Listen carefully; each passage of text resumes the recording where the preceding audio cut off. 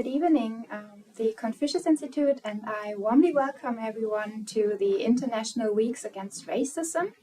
And for this very reason, tonight I'm going to talk with Van Popor, the director of Lerne, Deutsch in meiner Küche and Bier.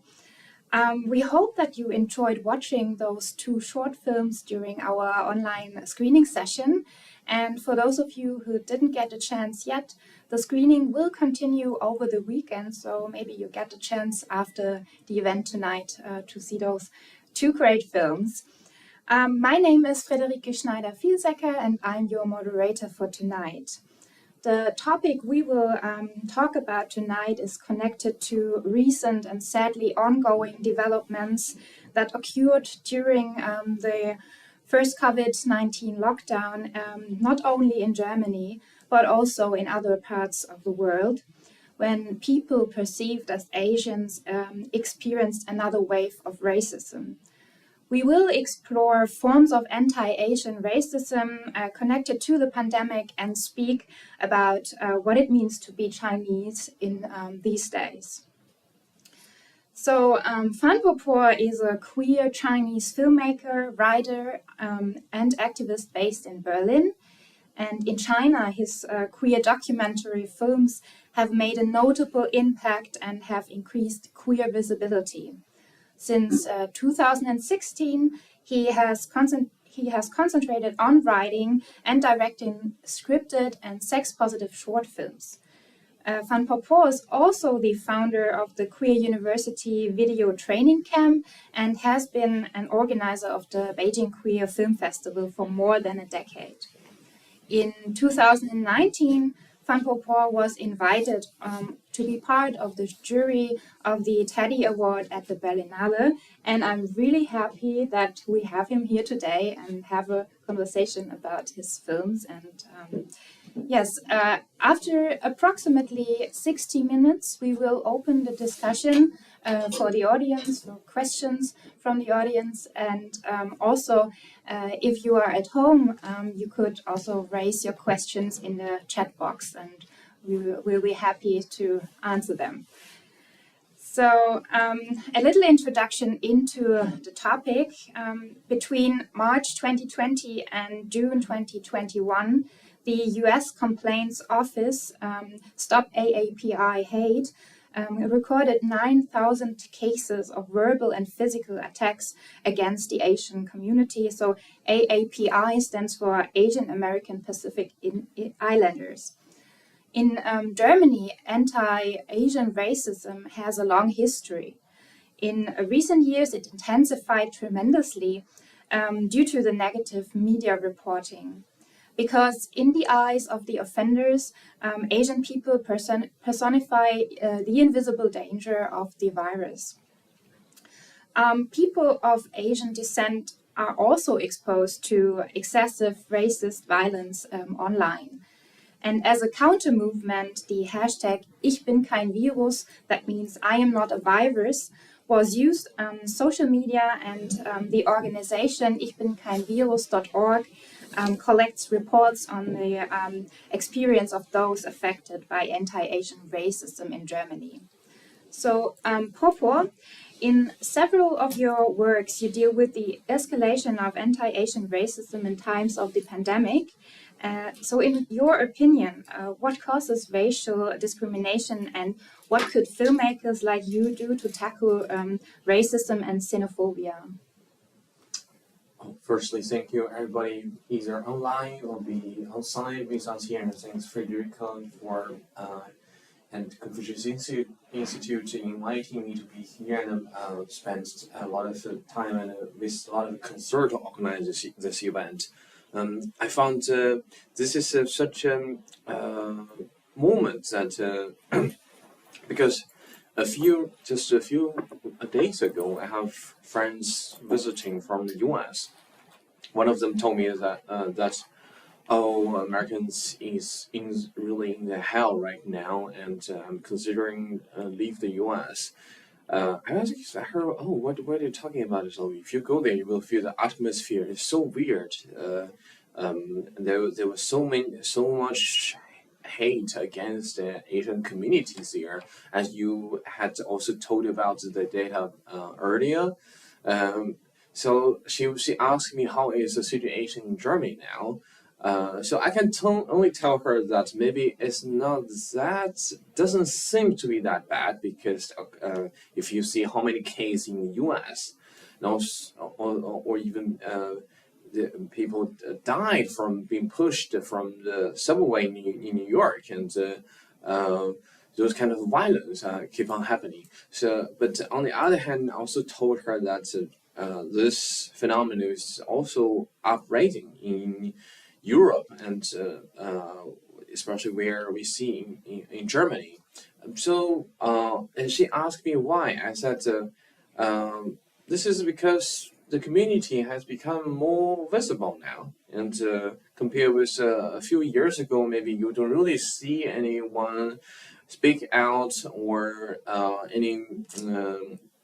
any activities happening, and Asian community are just considered to be the model minority, and keep in silence and do your stuff, do your business, and make money. But this year, I see there is even before the pandemic, that when I just moved to Berlin in 2017, I see a phenomenon that the community want to make a noise. And exactly, there was a Facebook group I'm in called Deutsch make noise. So if you ask me why, I think maybe this is one reason, and because Asian communities don't want to be in silence. We want to be seen. But of course, at this period, there will be the people who doesn't have knowledge about diversity. They are either ignoring or racist themselves already, so they have this xenophobia phenomenon. But so for filmmakers, for all artists, it's always a question of how much we can work on it, because as you know, when I work on LGBT activism films in China, we honestly, in the beginning, for me, was just to feel I want to use my film to change the world. I want to change people's mind. But been working this in the area for many years, and doing a lot of screenings, and had many arguments with homophobia people in China, make me feel that it is really impossible. A film doesn't really change the society, and first of all, so it's not like a brainwash machine. You can just completely get their mind tuned into another direction. And secondly, also maybe I feel maybe a little bit arrogant to think I want to educate them. So somehow for me, I think film at least, so after have those awareness, my understanding about my role as a filmmaker or artist of artwork is to create a platform for people to see each other's, and even just bring them together, bridging them, and there will be a lot of possibility for communication, and this will be already great, and there are more possibilities than who change who. So we have a new Asian, and we have more and more creativity continue.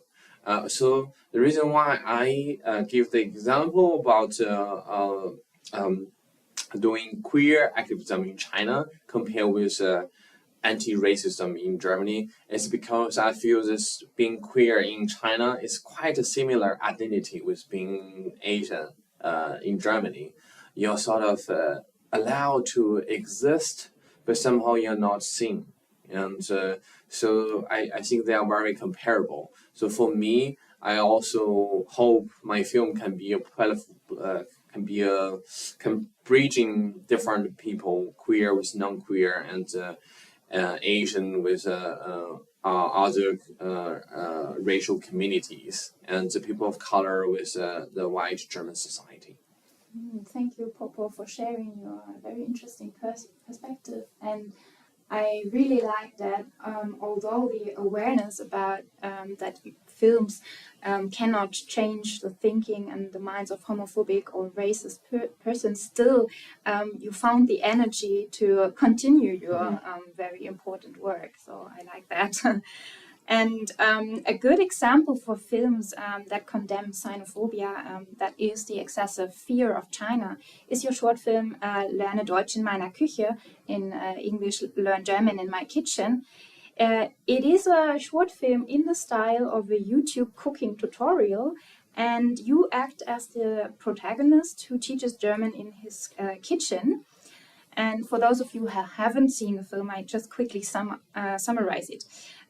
The film starts almost innocently with some food vocabulary, but then quickly shifts to a strong critical and even sarcastic undertone with the introduction of pandemic-related vocabulary, the bat, the rugan noodles from Wuhan, and also the virus itself. In the following, then, the film also shows some real-life recording of someone verbally attacking Fan Por in the Berlin subway, screaming, "Corona, du bist Corona," or in English, "Corona, you are Corona," and other insulting words that I don't want to repeat right now. And then the film concludes with a bold message saying, Coronavirus unterscheidet nicht zwischen Nationalitäten und wir.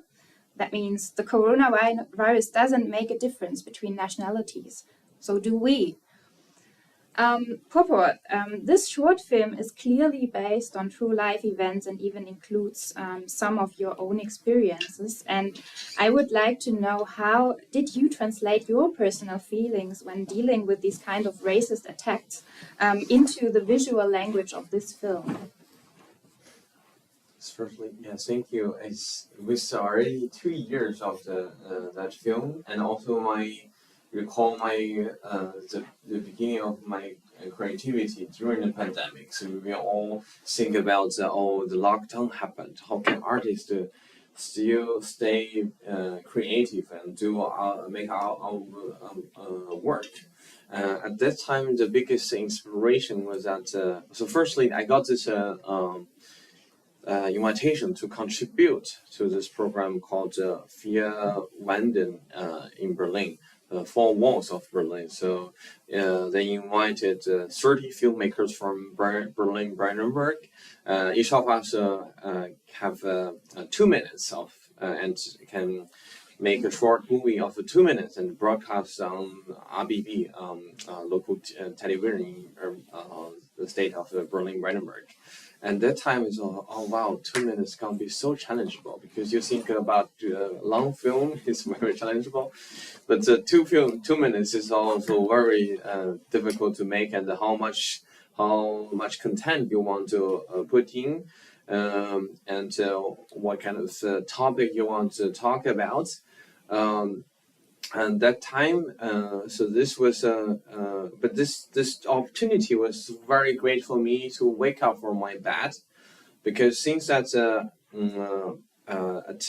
racist insult or attack happened in the end of February, and I had a few weeks of really lack of energy, and so. Maybe I didn't in the beginning. I went to the police. I went through the police station process. I took the video there, and then there were the police was educating me that you should not take this video because it's against European privacy law. And I was telling them, you know what, it's not only me as a victim, but also it's my job because I'm a filmmaker. And but they were warning me, okay, you be careful on how you can use it. You have to follow the rules and blah blah. And then afterward, I feel so strengthless. So even though my friends who knows me at that time, they're all saying, "Oh, I'm so sorry to what happened to you, but we know that you're a very strong person. I hope this won't give you too much negative impact." So then I realized, okay, no matter how strong you are, when this happened to you, and it's really hard to just digest it that way, like you are weak or strong. It's about the time and the atmosphere everywhere you see on the news, or even you talk with your friends. I also even have had time to time this kind of experiments that talking with even people from queer community, you think they are some of them seems to be also, let's say, progressive, and but they still tell you like, oh, this virus is here because in Asia they eat everything, and so when this commission from RBB and the production company basis Berlin came to give me this opportunity of 2 minutes. The first thing popped up in my mind, I want to make something about food, because in the beginning of the pandemic, and that's also almost the theme of our daily life. Secondly, I want to, this is a suggestion from them, because since it's going to be broadcasted on German TV, so they think it'd be interesting to speak German if you can. I said, oh my God, my broken German. But I would say, wait a minute, I can maybe teach people how to speak German with my broken German. And then thirdly, I also watched a lot of watched a lot of YouTube videos and food culture or also language. I have a good friend, he's exactly a YouTuber himself. And I talked to him and said, I can make your video. We can have a good collaboration and make your video to be very YouTubey. And then so it comes the idea about a few vocabulary regarding to food, and then I completely shot it at home with my own iPhone. But it's quite funny. At that time, I realized I was talking to my YouTuber friend and said, oh, I realized how difficult it is to be a YouTuber, because I sent him different takes. I did at least, even for one introduction, I did 10 takes. And he still tell me, no, this is not YouTubing enough. You need to be more energetic. You just wake up from this trauma, and then there's a hello, sir, my name is Popo Fan, and then so more, a little bit more, and then so actually I think this progress also become empowering for me, that so I need to wake up and do my stuff, and because life still going, still keep on going. So I also wrote those the script partly in English and partly in German. And my producer helped me to correct my German and record it also and get back to him, and he got back to me. And so I think we finished this film with about within a week, and but when we were doing that, and when we were about to finish the film, and so we have a few vocabulary, so we were talking about rice, noodle, carrot, and bat, and then we also want to talk about virus itself. And so I talk with my editor, how can we represent virus? And suddenly, oh, let me think, that video is still there, and the video I took in the U-Bahn is still there. I was even a little bit scared to open it again and listening again and again. That person was cursing me that way, and he actually also spit at me, and even on my phone. Then so I talked to my editors. How do you think if I put him here? So what is the virus? Who is the virus? And to put a question about the representation of virus. And then I also consulted a few friends. So they said, oh yeah, it's completely reasonable. And even lawyers, and how to pixel him, and to make to not put me into trouble with the law. So in the end, the film, after it's broadcasted, I got a lot of interesting feedback, including mostly good ones from the Asian community in Germany, and they told me that it was really helpful for them, and to feel they are represented, and feel very also healing, but I also get hate speech from also some social media platforms. So thank you, Popo, for sharing your feelings, and also I'm really happy that you got this commission, and that filmmaking helped you to heal as a process through these feelings, and also was empowering for you. That was really a nice way to empower and strengthen again after this really negative and bad experience. So you answered a lot of my questions that I have already, but maybe we can talk a little bit more about the visual language in your film. And I would like to know, how do you use the visual language to, without making the films merely a victim's complaint? Maybe you can talk a little more about that. Yeah. So maybe this question could also regard to both of the two films, because I was asked before why you're using this format of comedy-ish kind of vibe to do storytelling.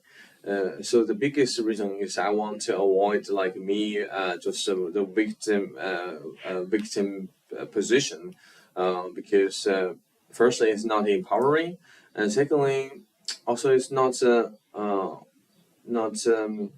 complex, because I don't believe the binary word that in the just like in the gender or like a woman, man, and or a victim. What is the opposite of victim? Anyway, so I think this binary position, I don't believe it. So I think comedy can always make it to be more complex and also reflective about the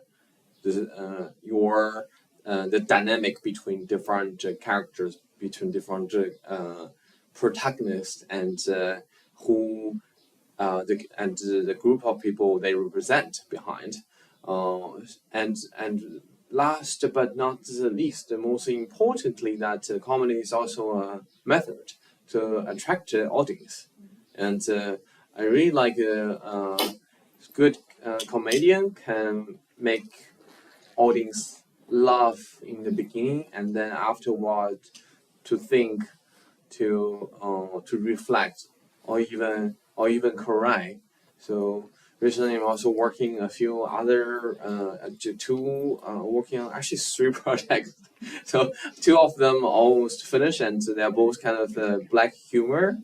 And another one I'm writing is also not exactly a comedy, but a dramedy. So I think I found this out very useful, and also I enjoy working on it. It's quite fun to work on those genre. Happy to hear that. Watching is also quite fun, I say.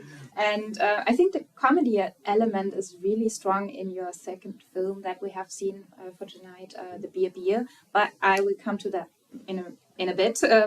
One more question to Lerne, Deutsch in meiner Küche would be, you also already told us about why you chose the YouTube tutorial style for conveying the anti-racist message. And I would like to know if you combine the features of your previous documentary work with your recent turn to fictional short films in the YouTube style, or how do you see it? I think maybe the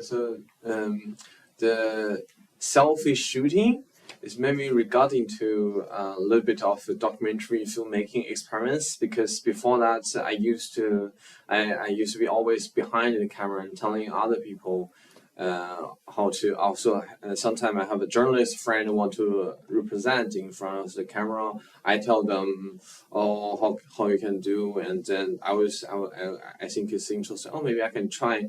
If I can do it myself. So there's maybe a little bit connection, but then I realize it is so different with making documentary, but afterwards, my YouTuber friend who edits the film, Amir, so the YouTuber friend, so he told me that, oh, you have a potential to be an influencer. See, you are good, you're okay in front of the camera, and you can be better. Think about maybe, shall we do a sequence of the film, or you can develop a real YouTube channel for you.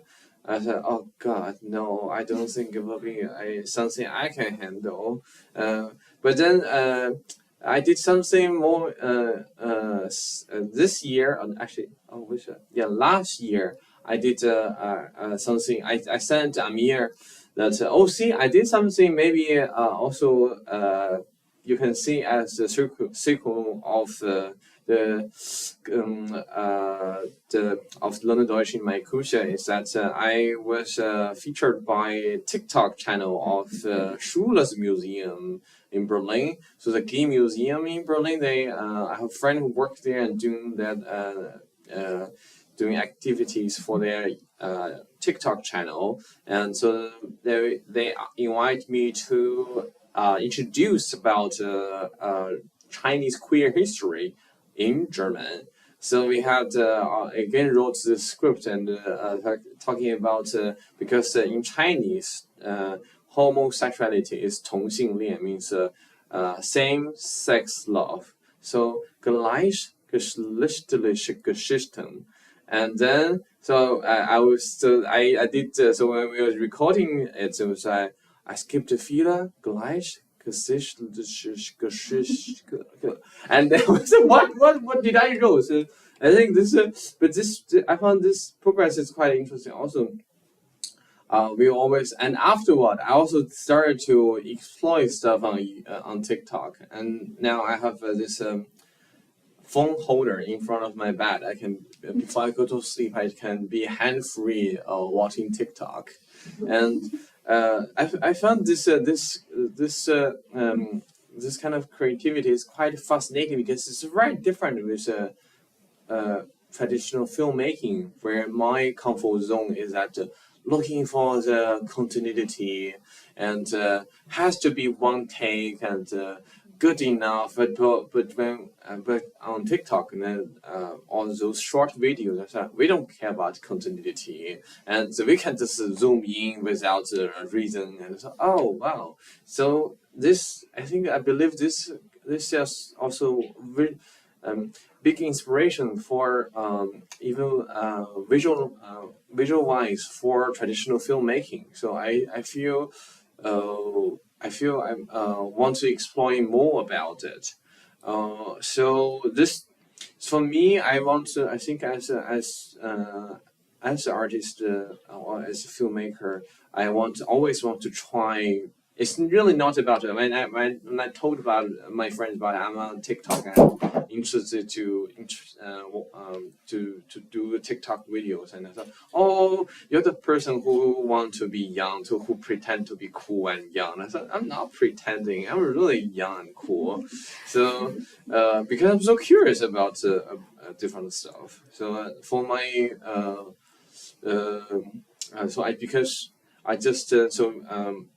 right now, also I have a collaboration with University of Heidelberg and the CATS and Center for Asian Transcultural Study. We have also collaborating on one film project, and I think we talk about this in a bit also. Yeah, and we are so that film. I was working with the editor, and we were always talking about, did we do too much crazy stuff in one place? And but I was saying we need to do as much as possible in the beginning, and then we found which suits the film the best. Because for your as a filmmaker, on one hand you want to make your topic really reasonable and really getting there the thing you want to speak the most. At the same time, how to tell it with your own method is also so important for your creativity. It's really great that you experiment with different forms of film, I think, and that can really contribute to your work. And what I also really like is that you work with stereotypes we have seen in both of the films, and that you're breaking stereotypes. So breaking with stereotypes is also a really strong tool in your film that we have watched for tonight, and it is called IWGR. So really, question is, Popo, what's with the title? Does it have a special meaning, or what's the story behind the title? I didn't remember, so sometimes I also forget about stuff. So it's, I Just think make it up. maybe Right? I heard someone was saying that. But maybe because when I was also drunk, or maybe I was drunk, I was imagining someone was speaking beer beside me. But no matter what, I think beer is such a symbol for Germany, and it's also quite a stereotype about Berlin or about German, and when I moved to Berlin, and we were asked, how much beer do you drink? I think, actually, I don't really like beer. I don't drink that much beer. Actually, the story started with a mattress I saw on the street, and I did carry it home, but not with someone else. I carried it home myself, and actually we shot with that mattress I carried on the street to my home. But when we were shooting, and we put it on the street, and even for a few minutes, and one side, and someone because we have very limited people on set. As my assistant director is also the set designer. He didn't look after the mattress, and it was already in 30 seconds. Someone make some graffiti on it, and then we have to. Now we can only have one side for the continuity. So it's but then when I see the mattress, it was quite clean and nice. And I even hosted a few artist friend of mine visited Berlin, sleep on the mattress. So I started to think about, how about if someone carry it together with me, and I mess up the whole story about it. So for me, also coming from Berlin, this is so typical of Berlin, the whole film. It's really fun. So for those of you who haven't seen this film, I just quickly summarize the plot. Again, in this film, you play as the main character, who is a young gay man of Chinese descent with a wry humor, who meets a German man in the typical Berlin club scene. And you could say that Beer is an anti-romantic comedy in the style of a black and white movie that dispels numerous prejudices Germans have about Chinese people, and also the other way around a little. So, for example, I have collected all the prejudices the German man has, and directly talks to the Chinese main character. So, for example, I quote from the film directly, usually we think that Asian guys cannot dance. You Asians never age, and privacy is a basic human right. There are male nurses in China. You are actually the tallest Asian guy I've ever met. And my last boyfriend, he's from Taiwan, slightly different, but actually the same, right? So even though the film was produced before the pandemic, it still deals with toxic stereotypes that come into play in racist encounters that Chinese people face these days. Popo, you already talked about how the film started, so maybe the mattress inspired you to do it, or is there anything else that inspired you to do a film about stereotypes? Maybe you could go on and tell us a little more about this. So I moved to Berlin in 2017, the beginning on a research project about Asian queer diaspora. And of course, I want to explore the community myself with my very personal and authentic perspective. So I have to say some of those dialogue you mentioned happened to me when I was when I just came to Berlin, and so I wrote some of them into my script, and some of them I messed it up. So could this person say this? And then magically some of them happened to me in real life, and I remember I met one person, and he was like, oh wow, you are you're tall. How tall are you? And oh my God, is he going to say you're the tallest Asian guy I met before? And I'm 177, and so, oh wow, you're the tallest Asian guy I met before. And, oh my God, don't say the word from my film. I went on to. So this proved that how authentic it is. But when I was writing the film, as I mentioned earlier, I don't want to put just the Chinese guy Tao in the position of victim. I want to make them also trying to make them both quite not good people, and they both have a stereotype on each other. For example, Tao also mentioned about in China, we never use cash, and everything on our phone. Germany is so left behind. This is also regarding to some personal experiments of mine. So I was eating before the live streaming. I was eating this crack and hummus. So when I just came to Germany for the first weekend, I always forgot to bring my wallet, because in China, at that time, you really don't need to bring your wallet, and you pay everything on your phone. So then in the end, I end up, I don't have any cash or even bank card with me. So I just go to Roseman, because at Roseman, you can pay with Alipay. And Roseman, there are some edible stuff like the crackers. So, and I end up the first few weeks, I eat a lot of crackers just because I forgot to bring my wallet, and I can the Roseman is the only place I can buy food and with the crackers. So those kind of experiences are basically the most important inspiration. But after I wrote the script and I also sent to a few friends, I asked them, oh, do you think who is worse? Are they equally bad as each other? So some of my friends said, I think the Chinese guy is worse because he used the German guy to tag. Oh, I maybe should not spoil the audience if you don't haven't watched it. And some of them said no. At least no. I think the German guy is worse. But at least the Chinese guy is not racist. And so this is also a question. So, do you think the German guy is really racist?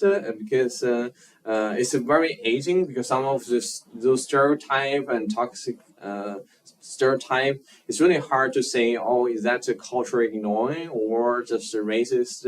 So I talked with a friend of mine who is also a scholar and teaching in the UK, from Nottingham University. He gave me the term about micro racism and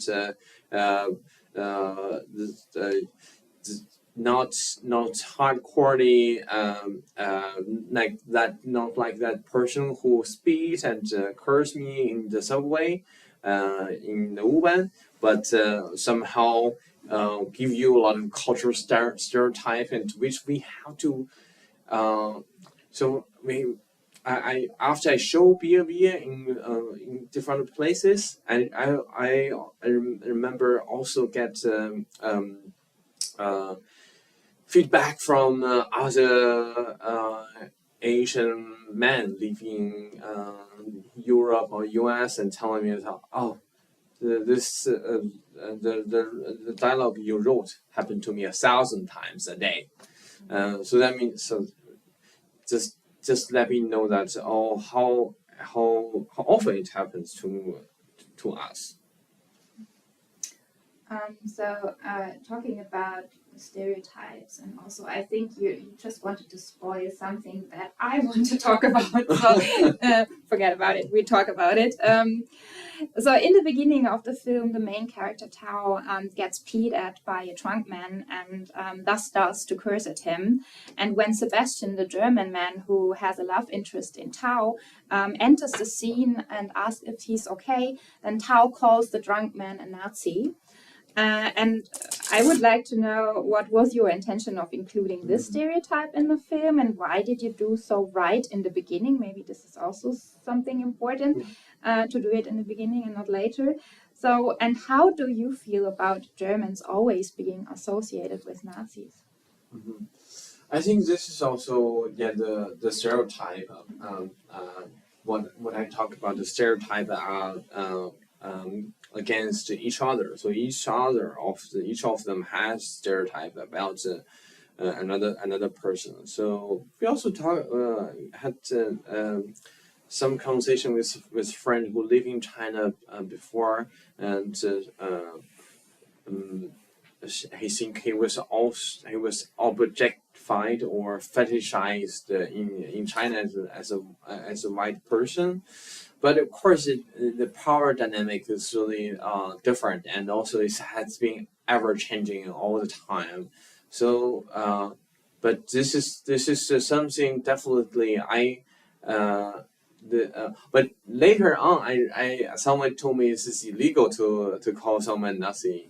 Is that true? I thought because, but this as in the film. I think the start of this also give people already some attention about their the tension what's gonna happen to this two bad people, and so that was my intention to begin the film, to start the film. Interesting, thank you. So there is one scene also where Tao sneezes in his hand and licks it. So how did you come up with this, and what is the meaning of this scene? I did that myself. You did it? Okay. Before the pandemic. So, so once I sneezed and I thought, oh wow, there are a lot of food on my hand. I was even not drunk, so I thought, oh, I don't want to waste them. But I feel not so disgusting because they come out from your mouth, right? So I didn't remember what I was eating, but then I did that, and a friend said, "Oh my God, this is really gross." And you know what? Maybe I will make this into one of my films. So so just another comedic element in your film. Yeah. So personally, I don't feel for food, and I can see. So a lot of people told me that was really gross, but I personally don't have that kind of reaction. I can maybe sometimes watch hardcore bloody films when I'm eating lunch, so I didn't feel weird or bad about it, because I used to do this when I just come to Berlin, and some experimental filmmakers. They said, "Oh, I want to give you a link of my film, and you have lunch. I have lunch, and I always want to watch some films." And it turned out to be about someone shitting on one person, shitting on another person. So this is kind of a Berlin video you might receive if you know experimental filmmakers. So I just thought, oh, okay, that's it. I was just curious about, because I've never seen someone do it, so I have to ask you about this. Another thing is that Tao's answers to Sebastian's microaggressions are always very sharp, and I would like to know if your reactions in real life are similar to Tao's, or is Tao maybe your alter ego in the film? I think I'm not that vicious as Tao. I made him to be more extreme, but a friend of mine said who in the beginning supposedly played Tao, but in the end didn't work out. He came out and said, "Oh, there is a lot of your personality in it." But maybe because in the end I had to play him myself, and there was also I put a little bit my own style, my personal style has to be more personal in it. But also, of course, when people think you wrote it, you directed it, and you acted, and it's an autobiography. But no, I didn't. As I said, I didn't make someone to take that mattress with me, and my arm are quite strong and do it myself. So, So do you also use humor to react to those racist verbal attacks or just microaggressions? Yeah, sometimes I remember once one person asked me again, telling me that you look so young, oh wow, you look like 22 years old. And then I told him, okay, you know what, I don't know how old are you, but you look like you're older than your age. And I said, fuck, why you're so mean? And I said, yeah, it's just an age. It didn't mean it doesn't. You don't have to emphasize it all the time. Sometimes I think there is also no certain standard how you react to this to those stereotype. But my answer is more important answer is my film.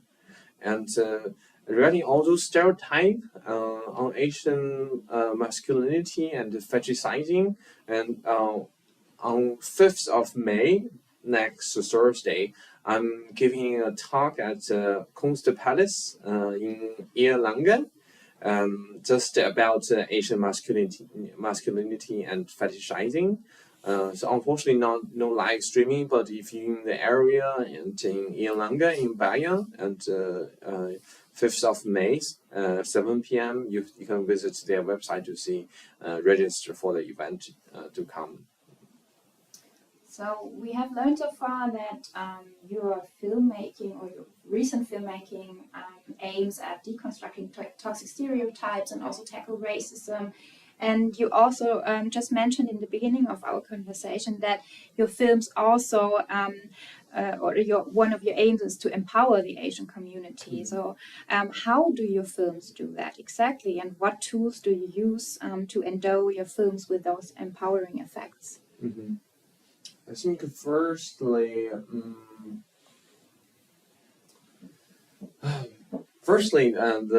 the comedy. The comedy method make people laugh about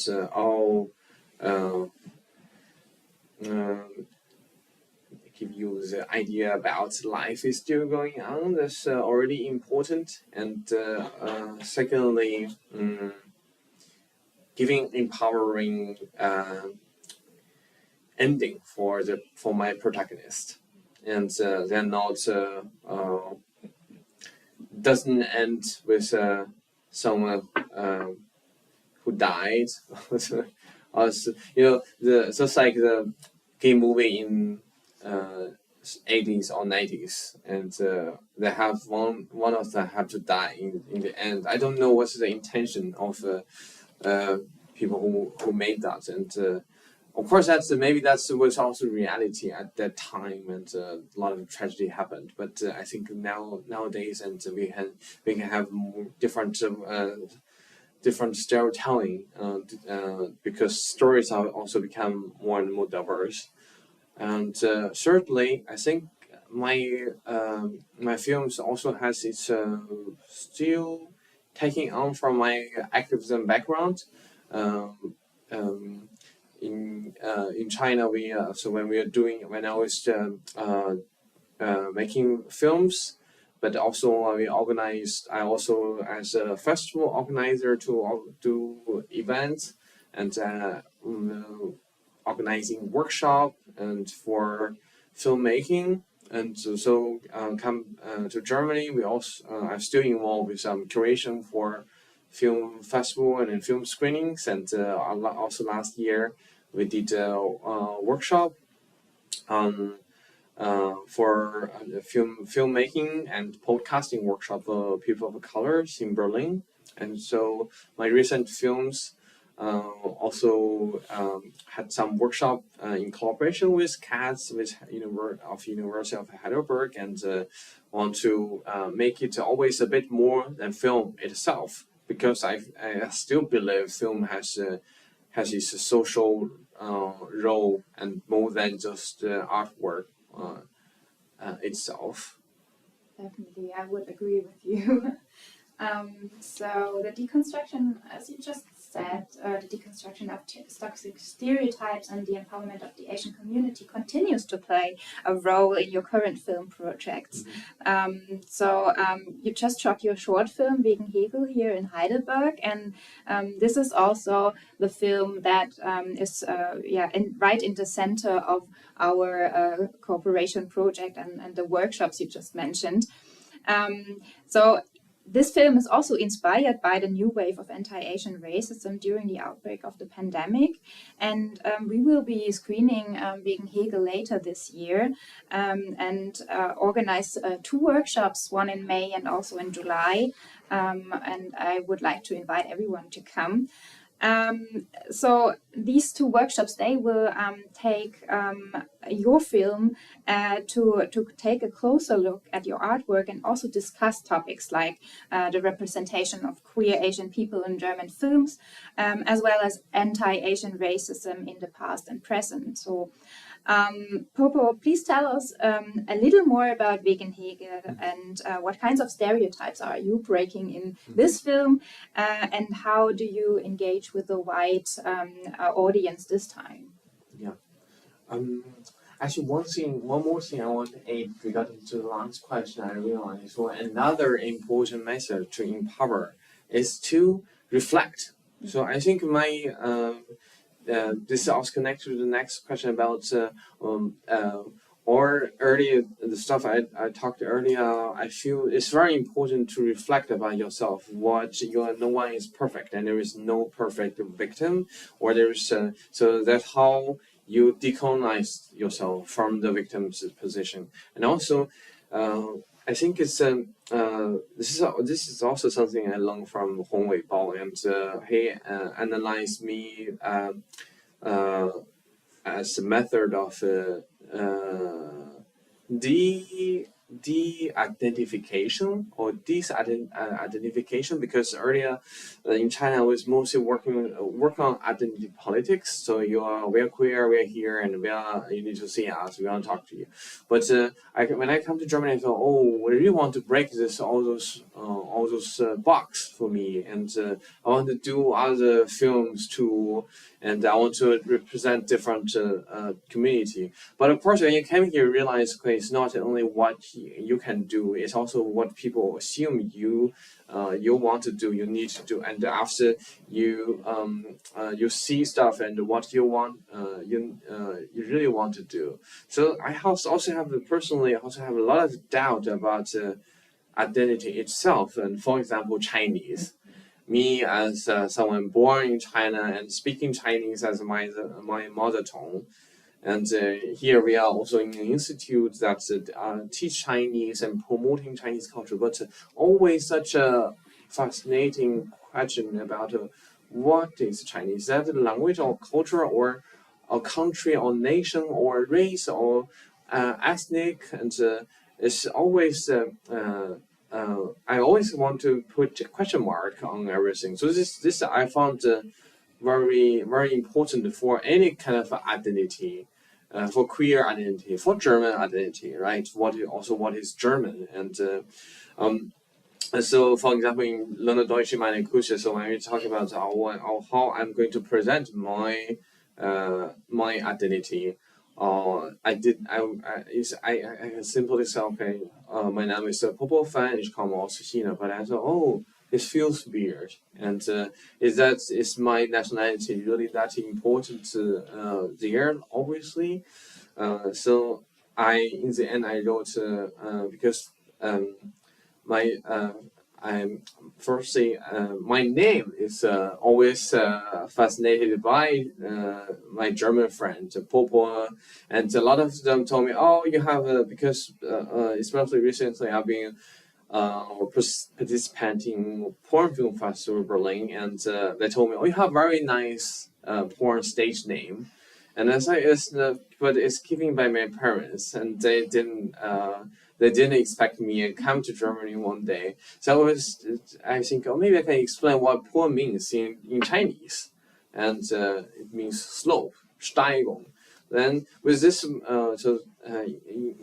the result of the film, I was saying, my name is Popofan, auf Chinesisch bedeutet Steigung, and so to give my background of told about my cultural background in a very organic way, and also delivered more information than nationality itself, but also can have some empathy with the German TV audience. So those kind of methods, I think, very useful to discover, and so it's the same thing. Also, some stereotypes. So regarding to your question about vegan Hegel, I don't want to spoil too much to the audience, but as you can tell, it is a title. As you can tell from the title, it's a film about Hegel. So when I wrote this script, and my German friend, I told my some of my German friend about it, and the stereotype typically was me as a German, I never read any book by Hegel. So I was like, yeah, so I'm here to tell you what is Hegel's philosophy. So I was just inspired from one sentence of Hegel, but then I keep on going, exploring the book and some more book, and also think about what it could be connected to almost the furthest identity from Hegel to Asian queer diaspora in Germany. And that time I also consulted a friend of mine who studied philosophy. She said, oh, Hegel is actually very sexist and also racist and misogynist, and so what all those things. I think that's why I want to connect these two things and have this contrast and make a queer read Hegel and queer read the German society, and also give representation to people of very vulnerable identity and what is their life in Germany. Oh, thanks. That sounds so interesting. And also thanks for adding the point about your identity. And I think you handled it in a very creative way in your film, Lerne, Deutsch, Küche. And also, like taking back control over your own name when it has another meaning in German, and then you give it your meaning. So I really like that. So I have another question about being an activist, as you are. So in your opinion, about apart from increasing Asian people's visibility as characters with agency in German film or media, and apart from breaking with toxic stereotypes, what more should or could be done, and what, in your view, are activists' future tasks? Mm-hmm. I think on the other side, so beside queer and Asian activism, as I mentioned, also I recently involved with a lot of sex positive contents, and have also made adult contents for different platforms. And recently I found so many of my friends who no matter their works is related to sex, either doing sex work or doing just sex education, their Instagram account are deleted, and this is really annoying. This is and complete, and especially if you are people of color or people with disability, and they have obviously more censorship on your body, different social media platforms. So I think this is very, very important for me. Aside from this sect itself, it also has so much intersectionality with other topics. For example, with both racial and segmentation identities and gender identity. And think about the Atlanta gunshot, and it was so sad. It was actually, I was really afraid this accident make people to be afraid talking about sex, because it was somehow stigmatized sex itself. But actually, in the opposite, I think sex is that miserable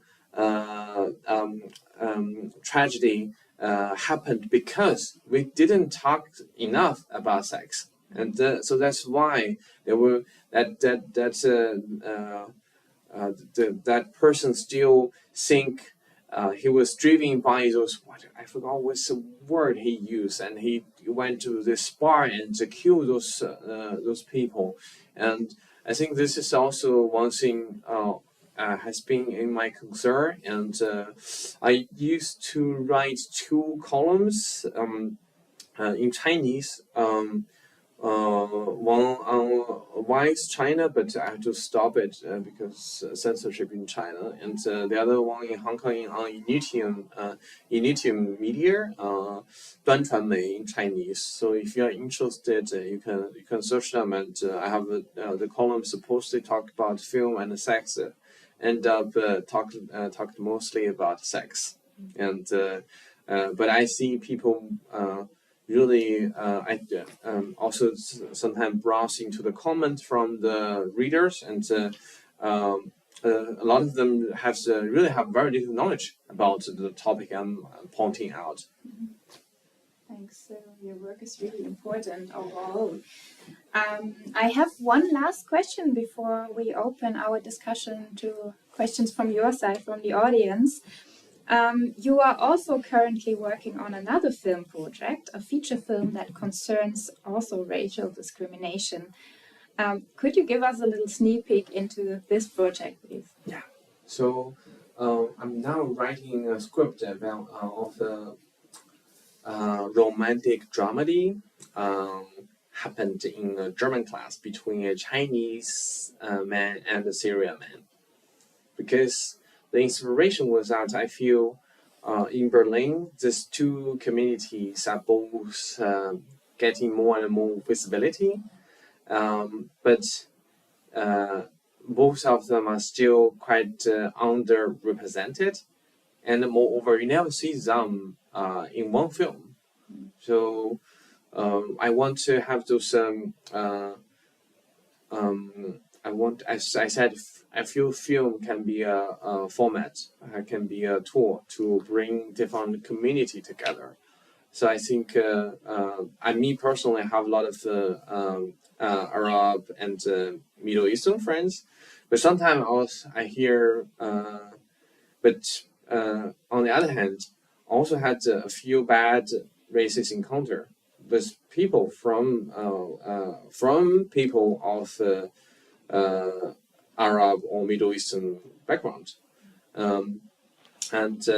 or sometimes I hear from my Chinese friend who give Islamic phobia speech. So I think this is my reaction to those. So actually, I have also other reactions already done. And 2020, I did I planned a film series called "How Can We See Each Other?" So this was I don't know if the camera can zoom here. I worked with this film cinema in Berlin called BBAC. We showed films from Chinese language, and from Middle Eastern background of North African background film, pairing filmmakers from both sides together. So it's called "How Can We See Each Other?" because I feel most of the time we don't see each other. So this was after this I even gained more Middle Eastern friends, and that's how also one of my biggest inspiration to continue to write this script. That's very interesting, and I really like your idea about cultural bridging and bringing people together through your films and filmmaking. So it's really great. So are there any questions now from the audience, maybe also from home via the chat box? Not yet. Not yet. Maybe here. Yes. Maybe I have something I want others also to think about if we think about anti-Asian racism, is what he also said at the end about that Asia is not only East Asia but also South Asia and Middle East, and that people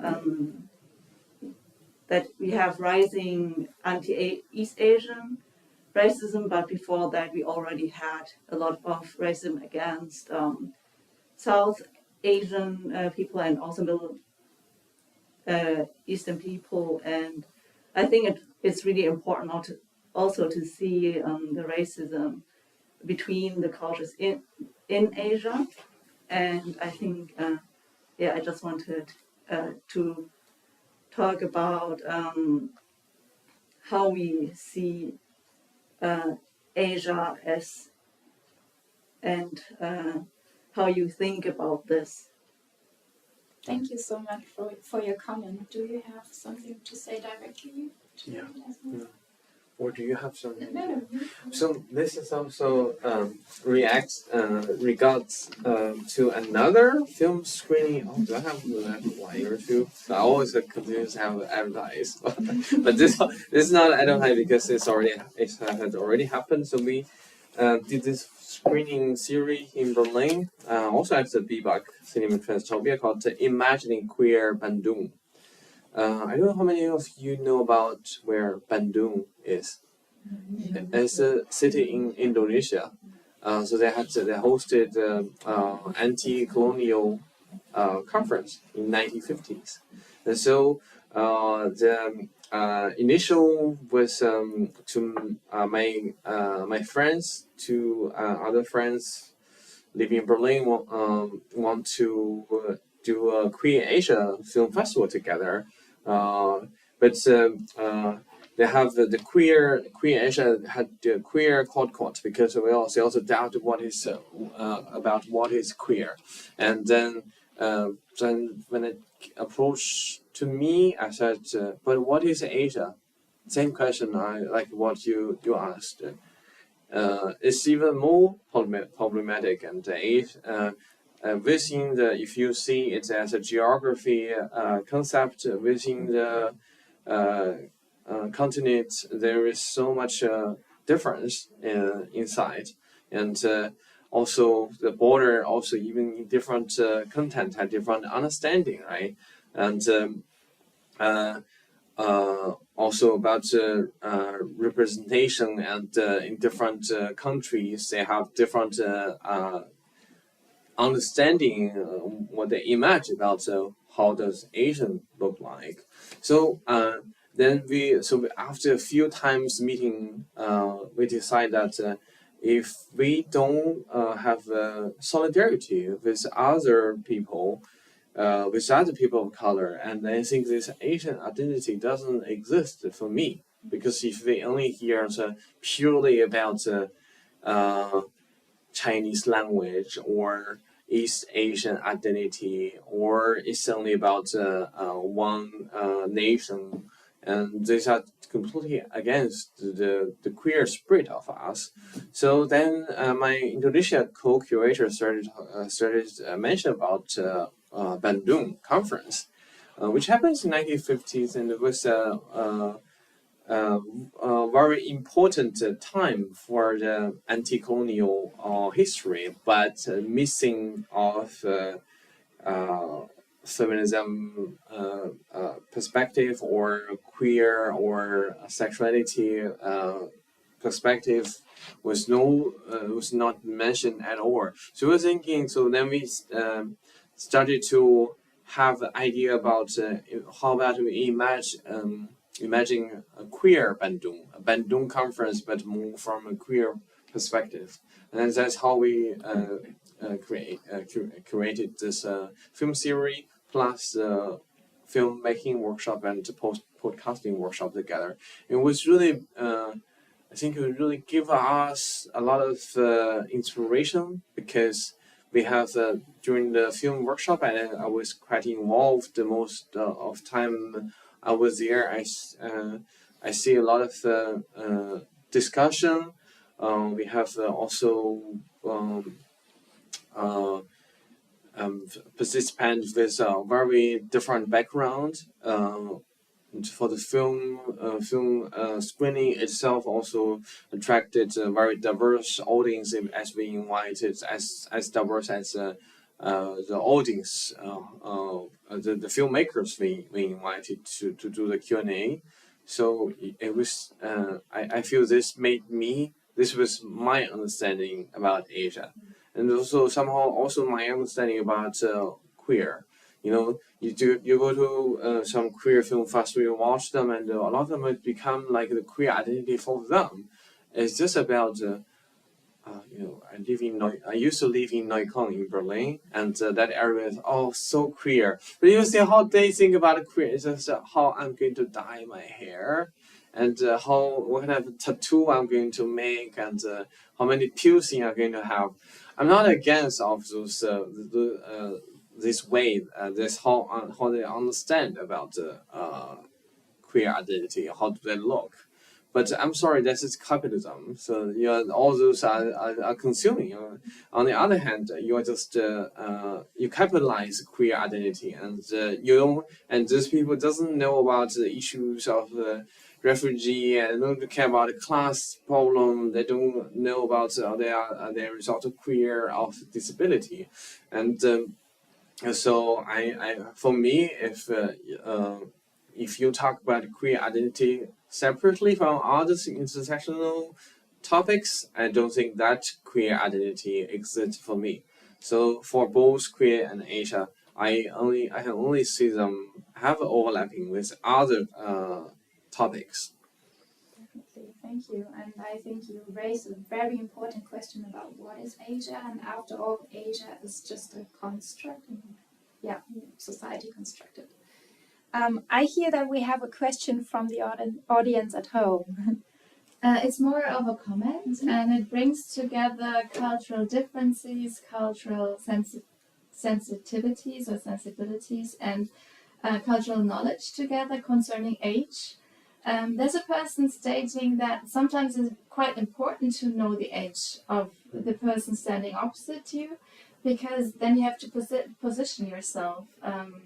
For example, in China, you have the xiao concept, the concept of filial piety, and you have to be very kind to the elder. And I think this goes into this direction.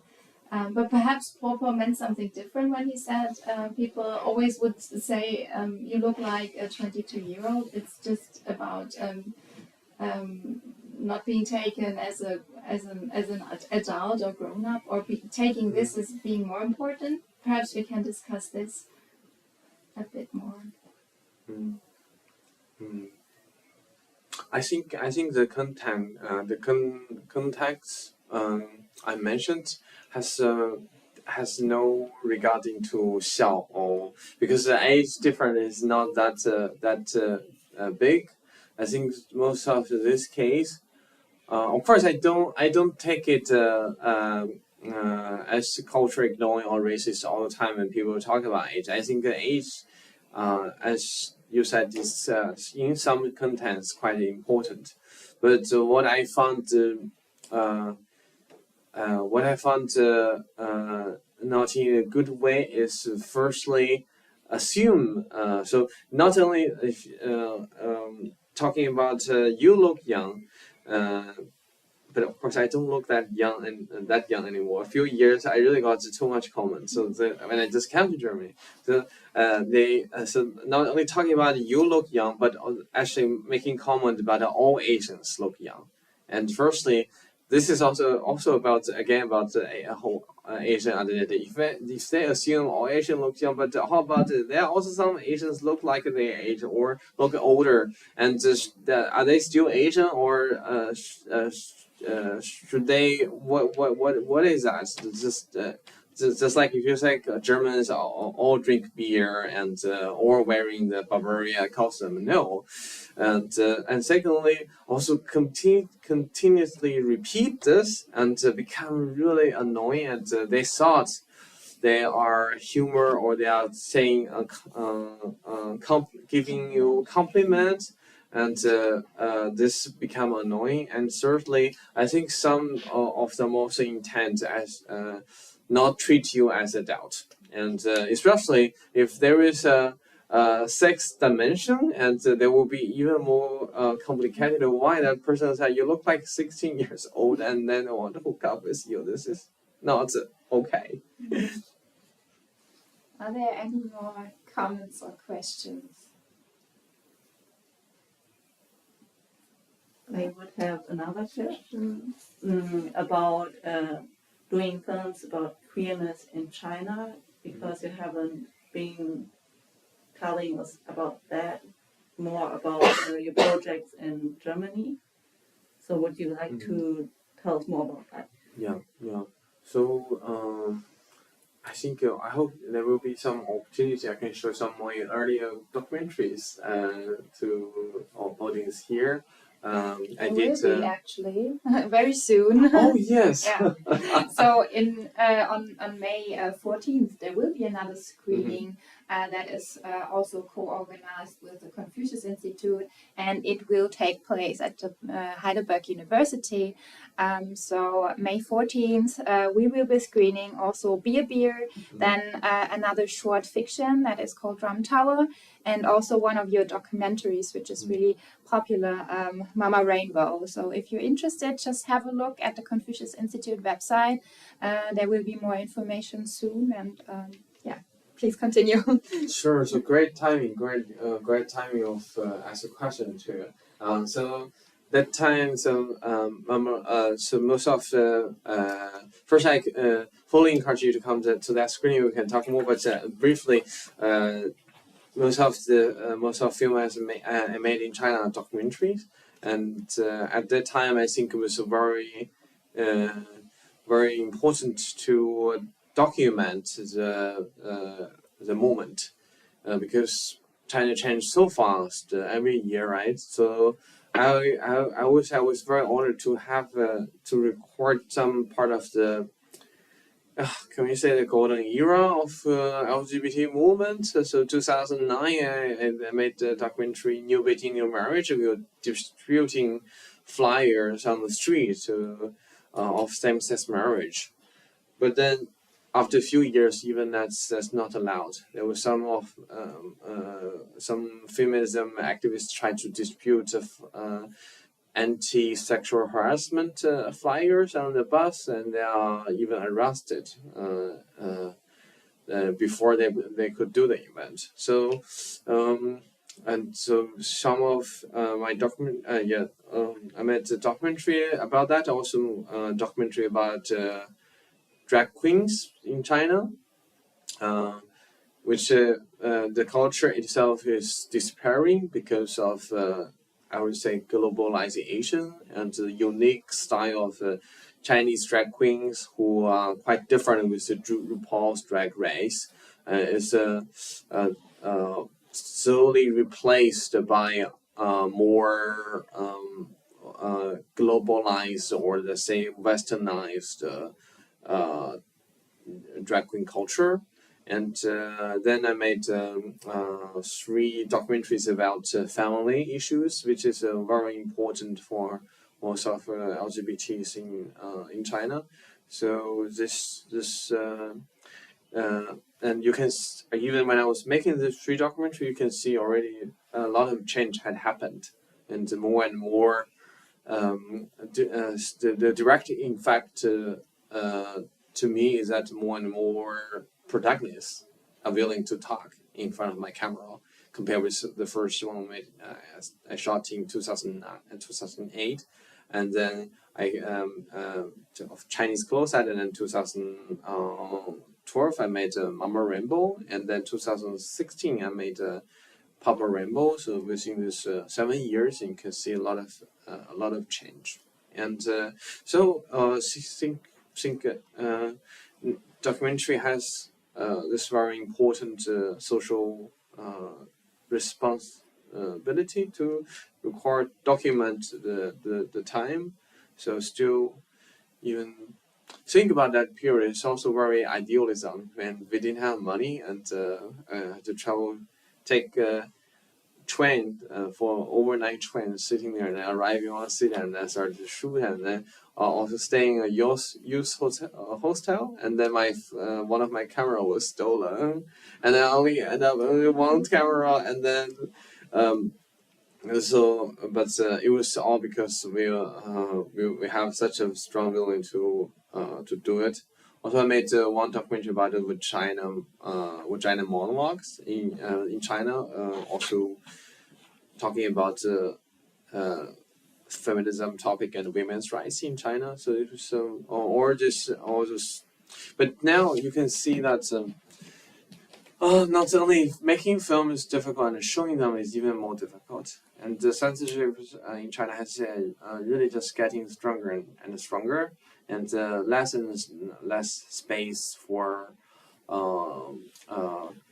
to speak out about this. And some NGOs got shut down or being harassed all the time, and so I made in 2016. I made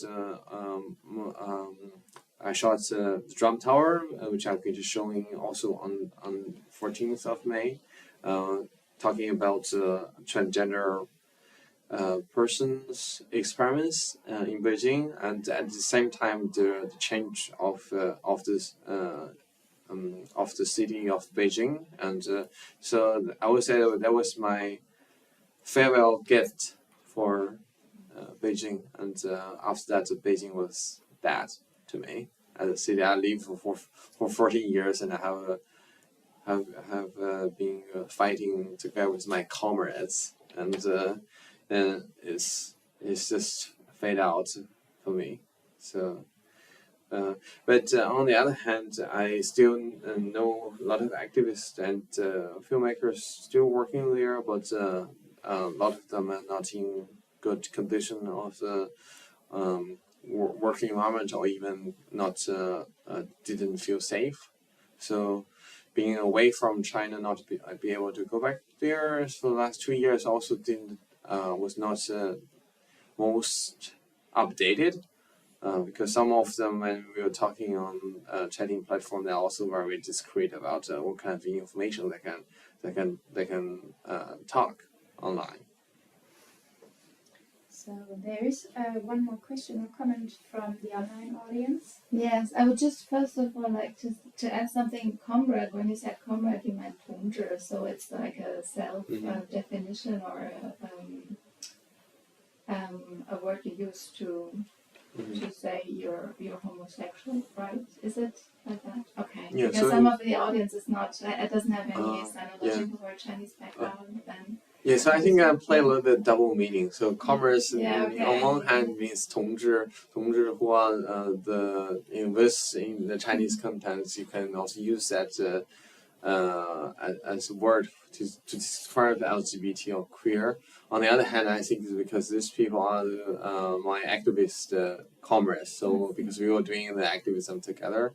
Just like actually, if you watch my Schules Museum TikTok account, you can also see I was also explain about gleichgeschlechtliche Geschichten, gleichgeschlechtliche Liebe Geschichten. So talking also about how in China we use 同志 as a Gnossian, because what was the famous Berlin mayor who came out as ich bin schwul und das ist okay, meine Genossen und Genossinnen.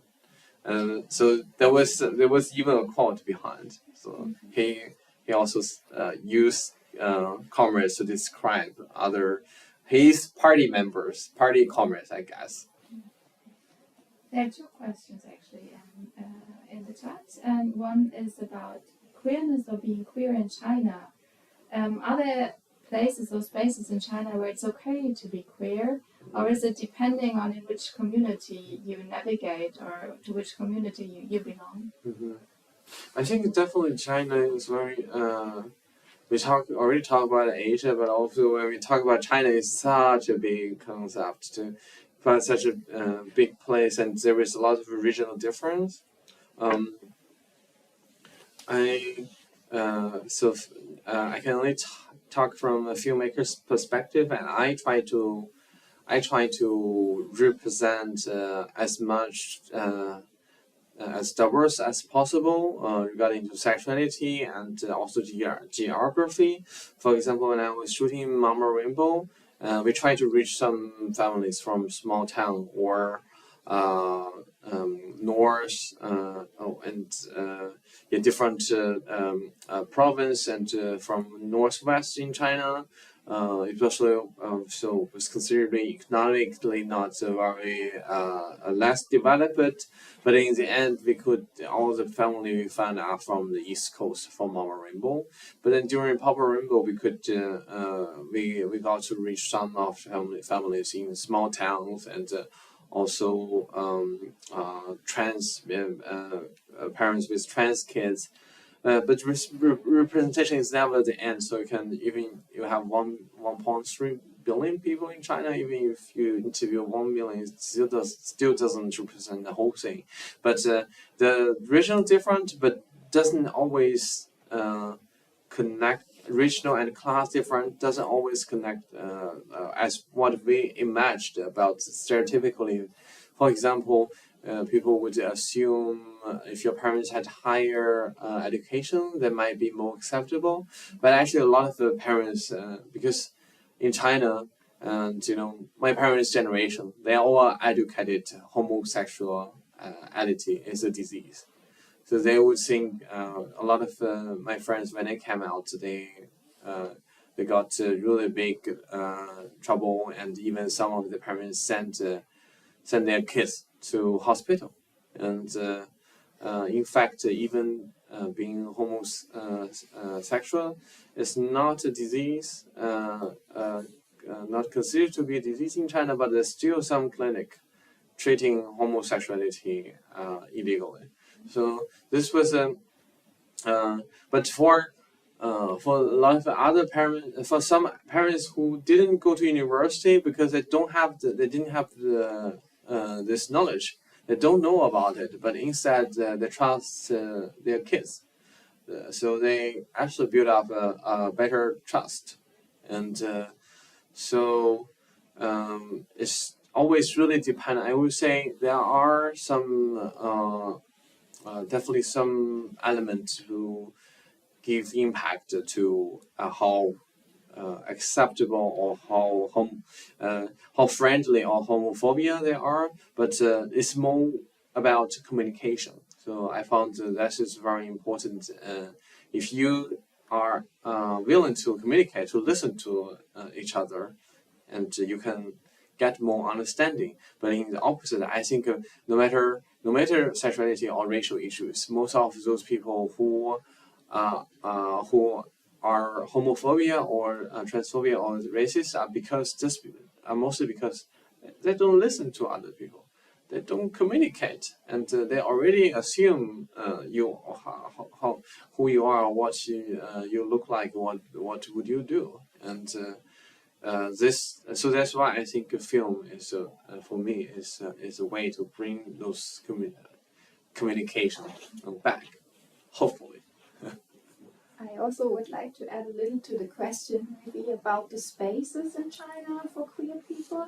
So as you said, the situation is different from where you are. And I think that in the big cities such as Shanghai and Beijing, there are more spaces for queer people to go. For example, you had the Beijing Queer Film Festival, so this is also space for queer people to go. And also Shanghai has a Shanghai Pride Week, also with film festivals and other cultural events. And I think that the community there is really strong, getting together and creating spaces still even though the situation is tough. Yeah. So there is another question, and I think maybe this should be our last question for tonight. Going back to film and the distribution of your films, how do you distribute your films and where can you watch them? Oh, another big advertisement time is up. So first you can check my website. It's very easy to remember, popofan.net. And some of the videos can watch free on YouTube.